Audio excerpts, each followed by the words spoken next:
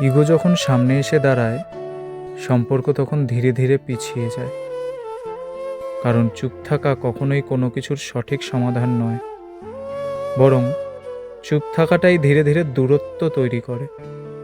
আর সেই দূরত্ব ধীরে ধীরে মন থেকে মনকে আলাদা করে দেয়।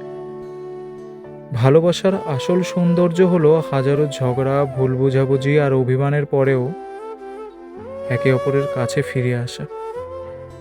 কারণ সত্যিকারের ভালোবাসা তখনই শক্ত হয় যখন দুটো মানুষ একে অপরকে বুঝতে শিখে যায়।